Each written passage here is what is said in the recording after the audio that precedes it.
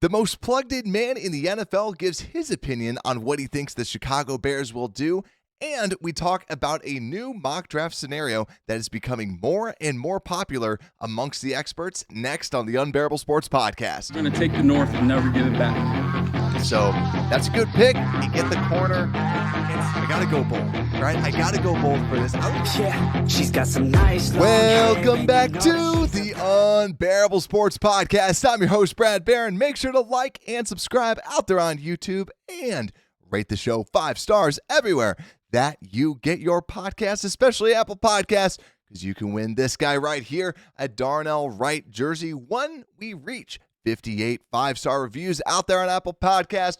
What is going on, everybody? Happy Super Bowl week. And normally we're going live around here because it's Wednesday. My live shows are just all over the place right now until the Super Bowl week is done.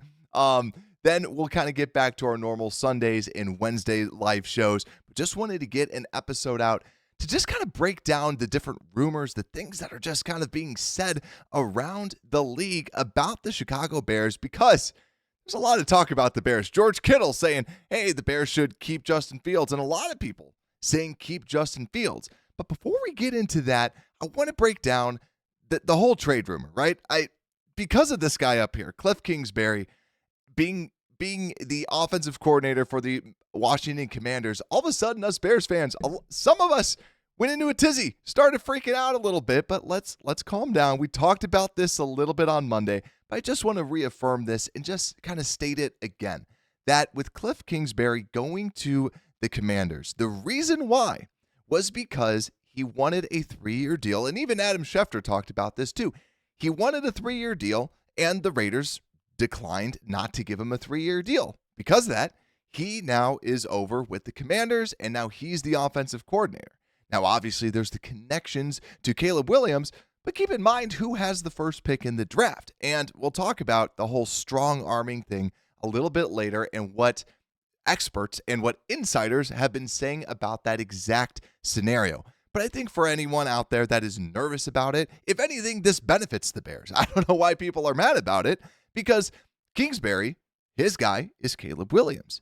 And if he wants that guy so desperately, you have to give an even larger King's ransom for that number 1 pick. So to me, I'm feeling pretty good about this. But let's talk about what that would be for the number 1 pick overall, because Adam Schefter just broke a whole bunch of different news and said his opinions on ESPN 1000, where he was really breaking down what he's heard and his vibes, what he is getting.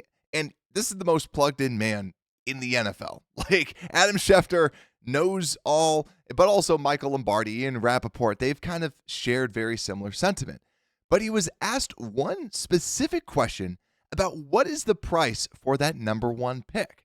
And, you know, because that's kind of been floated around a little bit. We've talked about it where Brad Spielberger has said that his vibe, and now he's not a true insider, quote unquote. He's very, very intelligent. And whenever he breaks news, a lot of times it is right.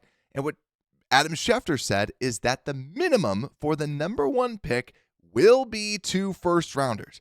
That is what the Bears are asking, and that is what they will get because of Caleb Williams. It's not going to be a first and a third, and that's why it's going to be a higher price. So if the Bears are going to move down, they are going to get at least 2 firsts. That is the going rate according to Adam Schefter.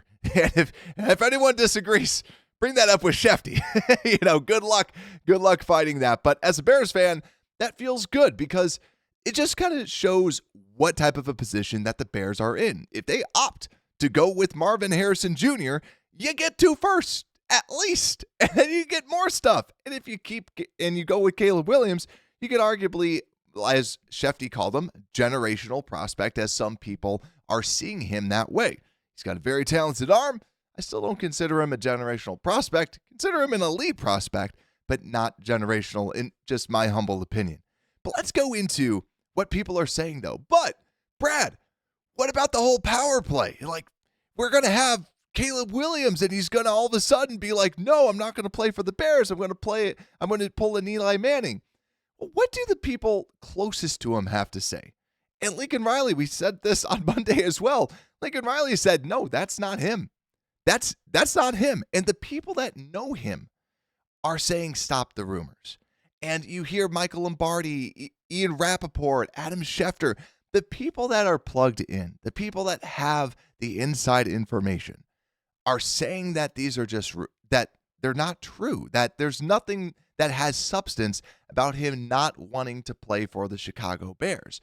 Now, maybe he does want to play for the Commanders, but it really, really, really seems unlikely that he would not play for the Bears. And also, Adam Schefter talked about this. One of the big reasons why he does not think this is going to happen, first off, he said this isn't the NBA, and he kind of made it clear this would not happen, especially because Caleb Williams does not have an agent. If he had an agent can help and say, no, you can't do this. When Eli did it back in the day, he had his agent that really, really helped him out through this. He doesn't have an agent, and so that's a big sign that, you need an agent to kind of negotiate all this stuff for you. And since he doesn't have that, that's where if Adam Schefter is saying there's not a chance that this would happen, I'm going to take his word on this. So we don't have to panic, right? Like, there's enough stresses in life. We don't have to be worrying about that, right? There's, no matter what, something good is going to happen to the Bears. But let's talk, though, about what Adam Schefter had to say about the price for Fields. Because when asked about the price for Fields, Adam Schefter did say that, it's a no-brainer. You would get at least a second-round pick for him. And we kind of had that opinion, had that feeling, because if Sam Darnold went for a 2 and a 4, then yeah, Justin Fields for sure. He's shown a lot more. He's shown a lot more talent, and he's shown a higher ceiling. Now, the thing that turned a lot of heads was when he said that he does expect the Bears could even potentially get a first-round pick. Now, we've talked about this because, we know that Mel Kiper Jr. has talked about the Bears getting a first-round pick, but he just went bold and said the 8th pick for Atlanta. But Schefter kind of shed a little bit more light about this first-round pick idea, right? He said that there's not going to be a lot of teams that are bidding for Justin Fields, but he said, hey, all you need is 2. All you need is 2 teams that are bidding for Justin Fields to then rise that price up. And then potentially that could be a first-round pick.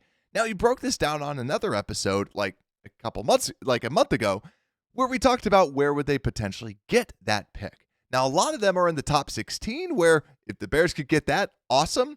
But still, the Pittsburgh Steelers are someone to look out for because the Pittsburgh Steelers have that 20th pick in the draft. This was not something that Adam Schefter said. This is just me looking at this. And they have Arthur Smith as their offensive coordinator, who does like a dual threat quarterback at the position. And we all know what Justin Fields did at Atlanta. When he went over to Atlanta, he absolutely cooked them. Arthur Smith might want that as his quarterback, especially, that the Steelers are going to be good, and you could get someone that has some crazy talent. And if they're picking all the way back in the 20th, you're not going to get one of those quarterbacks. And it's like enough of this whole maybe this okay quarterback. Let's bring in someone that has a high ceiling that we can at least see what can we do with this quarterback. So I wanted to just kind of go through the mock draft because I also want to bring this up before we look at the mock draft scenario that I talked about at the very beginning. Now, a team that people aren't talking a lot about that I think that the Bears, honestly, I think that the Bears would probably trade with them. And that's the New England Patriots. Definitely someone to look out for because their second round pick, and I don't think that they're going to get the 3rd pick in the draft, but their second pick in the draft is, I believe, like 36. I don't have it exactly up, like 34 or 36. It's one of the top picks in the draft, kind of like a first-round draft pick.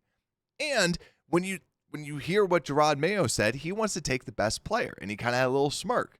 And so people said, oh, are they going to trade up? What are they going to do? Well, there's no better player out there than Marvin Harrison Jr. And if you can get a quarterback like a Justin Fields, who also broke out against his defense for the Patriots, I could see them maybe going, hey, I want someone that can wreck a defensive game plan, get me Justin Fields, and then get me the best wide receiver in the draft. And all we have to do is just trade a second. I also want my first year. I want a competent quarterback that can at least do something, not Mac Jones and not Bailey Zappi and anyone like that. So that's a team that I'm looking out for. But that's enough talk. Let's go to the actual mock draft because we talked a lot on Monday. It was an hour-long show. That's why I think that I skipped on Tuesday. I had to recover my voice a little bit. But I want to break down the mock draft. What would happen if the Bears did, in fact, trade Justin Fields for the 20th pick in the draft? And like I mentioned before, we did do one like this, but I wanted to break it down. And rather than using PFF, I used the Football Pro, a different mock draft tool. I forgot the name of them. And normally I don't like using them because you can totally game their system if you just keep trading back. But I wanted to just try and be as realistic as possible. So with this going what Adam Schefter and a lot of other insiders are saying, the thought is the Bears will go with Caleb Williams. So I just wanted to see this. Caleb Williams, number 1 overall. Then at number 9, this is the scenario that I'm talking about that's getting me really excited as a Chicago Bears fan. It was Lance Zierlein that started to show that Mallik Nabers dropping all the way down to the Chicago Bears pick at 9. And then after that, there was a handful of more experts. I don't have them in front of me, but more and more mock drafts are starting to show wide receiver out of LSU, Mallik Nabers, dropping to the Bears. And why that's so exciting is because Mallik Nabers is freaking good. And the reason is because Rome Odunze is becoming a bigger and bigger target. Because, yet again, a lot of these experts, they do the mock drafts with their ears and they do their big boards with their eyes. So what does this mean? A lot of people are thinking that the NFL is higher on Rome Odunze because of his size. Mallik Nabers, a lot smaller of a wide receiver, but he's not tiny. He's just not 6'3", 220 playing wide receiver. But still, Mallik Nabers, to me, I have him in the elite category. He is really good. An Antonio Brown, a DJ Moore-esque wide receiver. So if we can nab if we can nab an elite prospect in Mallik Nabers and also go with Caleb Williams, sign me up for that. Right? For me, Rome Odunze can go as high as he wants as long as we get Mallik Nabers. And I think another thing that they're showing is that Brock Bowers, the tight end, you know that Jim Harbaugh likes a good tight end that can block. So that's where a lot of people are saying maybe he goes to the Chargers. So Mallik Nabers is the person that I wanted to mock down to the Bears because he's freakishly good. Like, let me know down below. Like, I would be jumping for joy because you get the quarterback, you get the wide receiver, and then like we said, what would happen if the Bears traded Justin Fields for, let's say, the 20th pick in the draft to the Pittsburgh Steelers, right? And like I said, I feel like the Patriots might be the option ultimately for the Bears, but let's just do 20th pick overall. And what that really kind of nets you is Chop Robinson, edge out of Penn State. And I think about too, that's kind of at the tail end of some of what is projected to be the run-on defensive lineman. Other than that, that's a perfect spot for a Jackson Powers Johnson that is soaring up draft boards at center and guard out of Oregon. So to me, that would be a perfect spot for someone like that.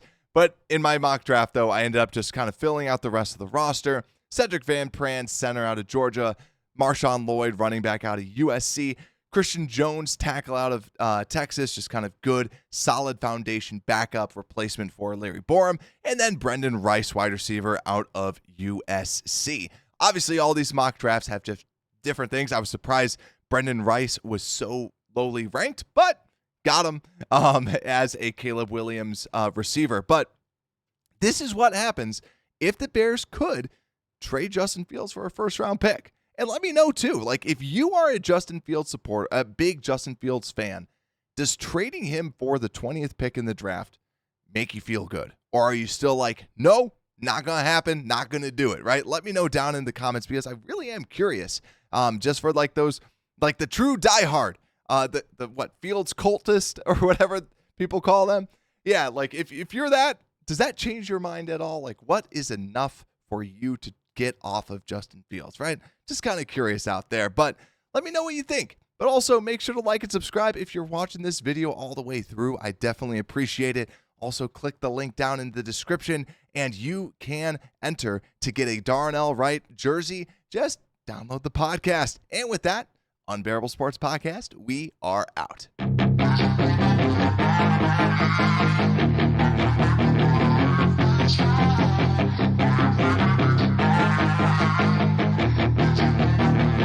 Yeah, she's got some nice long hair, and you know that she's a